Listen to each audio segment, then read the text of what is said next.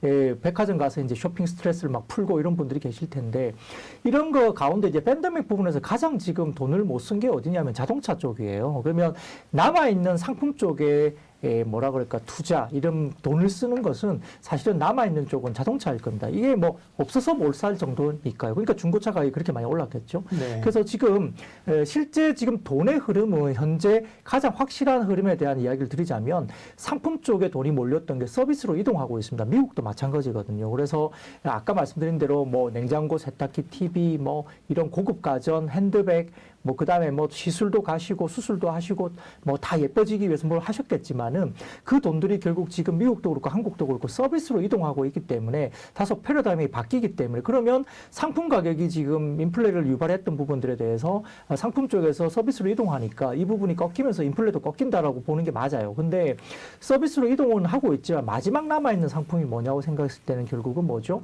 지금은 자동차밖에 없습니다. 자동차 바꾸고 싶을 거예요 아마. 그래서 근데 문제는 이제 반도체 관련된 병목 현상 때문에 과연 이게 풀리느냐? 그건 아닐 수 있어요. 당장은 조금씩 단계적으로 완화가 되지만 시원하게 풀리지는 않습니다. 근데 자동차 쪽에서 더 나빠질 게 있느냐라고 생각하시면 그러기엔 좀 어렵다는 거죠. 더 나빠지긴 좀 어렵다는 거죠. 근데 병목 현상은 아무튼 조금씩은 개선된다는 거죠. 시원하진 않더라도. 그래서 밸류에이션이 자동차 쪽이 이제 PER 5.5배까지 지금 빠져 있기 때문에 이 정도 구간에서 더 빠질 자리는 없어 보인다. 그래서 악재에 민감하기보다는 지금 호재에 민감한 가격 수준까지 떨어져 있는 국면에서 다소 조금은 변화가 있다는 거고 아까 말씀드렸던 그 IT 수요, 하드웨어 수요나 상품 수요가 굉장히 일부 종목들 견인 많이 했습니다. 지금 좋아지고 있다고 이야기되면서 올라갔던 게 뭐 패키지 기판도 다 이제 IT 수요거든요. 그리고 우리가 이야기하고 있는 LG이노텍이나 LG전자 이런 쪽도 다 IT 수요잖아요. 그러니까 하드웨어적인 어떤 부분의 수요가 주가에 반영된 부분들이 있는 반면 지금 자동차 쪽은 상품 쪽에서 남아있는 마지막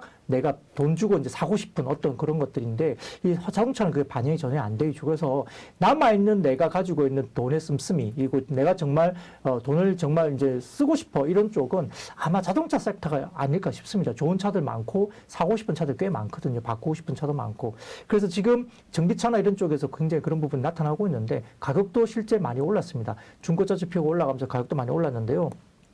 근데 이제 실제로 자동차 변화는 있습니다. 뭐 어젠가요 그 뉴스가 나왔는데 현대차 그룹이 미국 쪽에 3,600억 정도 투자를 하면서 전기차 라인업에 대한 어떤 투자를 한다는데 신규 공장 증설할 정도의 돈은 아닙니다. 뭐 8조 넘게 투자를 하겠다는 부분에서 3,600억 정도 이야기가 나왔으니까 신규 라인을 하는 건 아니고 아마 라인에 대한 어떤 재정비라든지 약간 일부 라인 전환, 기존 라인을 전환하는 그 정도 수준이긴 하지만 그래도 현대기아차가 계속적으로 주가가 못 오르고 빠졌던 이유는 미국 쪽의 전기차 라인에 대한 명확한 청사진이 없었기 때문에 그런 거거든요. 근데 3,600을 이야기를 하면서 이제 일단은 미국 투자가 이제 가시화됐다는 것이 굉장히 중요한 트리거가 됐고요.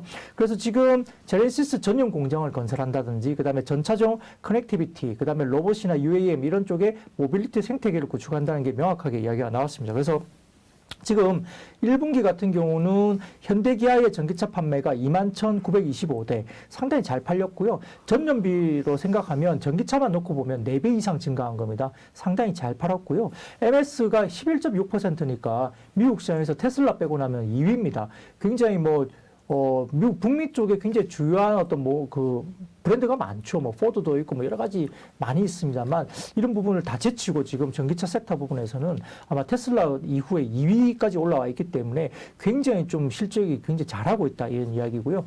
아이오닉5나 EV6 출시 효과인데 하반기에는 니로 2세대, 그 다음에 GV60 출시가 또 예정돼 있고 내년 같은 경우는 GV80 전기차라든지 아이오닉6, 그 다음에 7, 그 다음에 EV9 출시가 또 있기 때문에 상당히 2위는 테슬라를 좀 제끼기는 어렵지만은 2위는 확고하게 간다. 그러면은 주가가 이렇게 프리미엄 못 받을 이유는 전혀 없다고 저는 생각하고 있고요.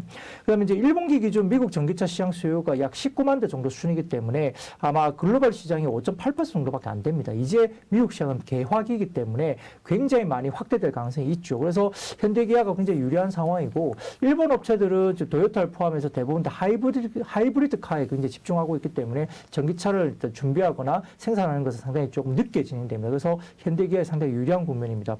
근데 이제 현대 현대 관련된 부분에서는 제네시스가 상당히 중요합니다. 뭐 아이오닉도 마찬가지겠지만 엘레바마 공장의 전기차 라인 전환이 있고요. 그다음에 아까 말씀드렸던 제네시스 전용 공장이 건설되기 때문에 상당히 중요하고 2025년까지 제네시스가 전 라인을 100% 전동화를 현지화하겠다 목표를 삼고 있습니다. 그래서 전반적인 제네시스 전용에 대한 라인업이 상당히 중요한데요.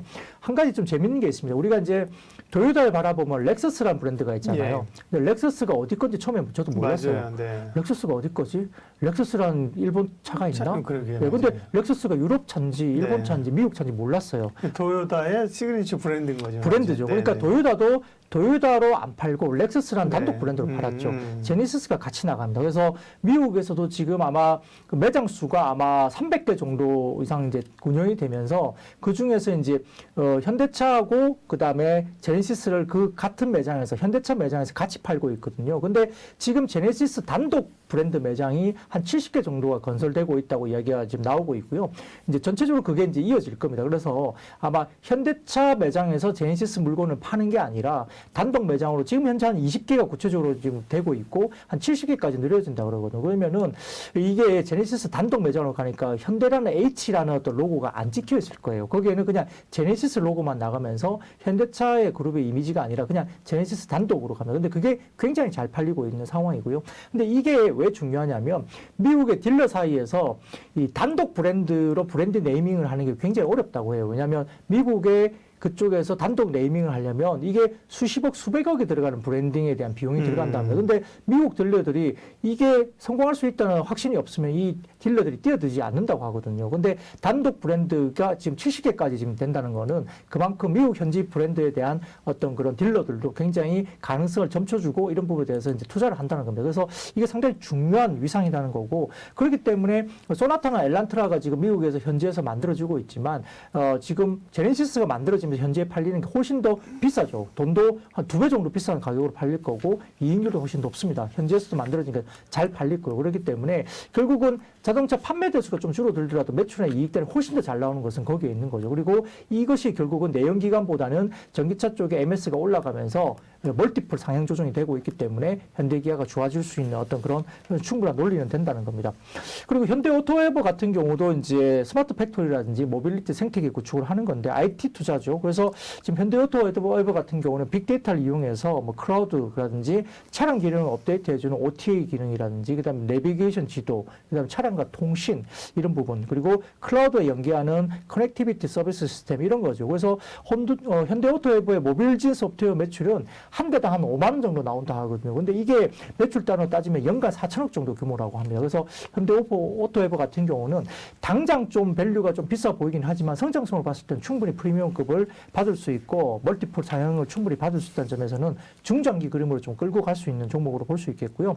그다음에 순정 내비게이션 장착률도 올라올 수밖에 없습니다. 지금 한국 같은 경우는 순정 내비게이션이 현대 기아가 한 90% 정도까지 차지하고 있는데 네. 해외는 40%까지밖에 안 된대요. 그러면 순정 내비를 꽂아야지만이 뭐 업데이트를 이제 그 실시간으로 무선으로 받잖아요. 그 차량 업데이트를 다 무선으로 이제 받습니다. 네. 그래서 이게 순정 내비에 대한 매출도 올라가기 때문에 그것도 오토에버 예, 그게 이제 관련이 네. 있습니다. 그래서 그런 부분도 있기 때문에 상당히 좋아하고요.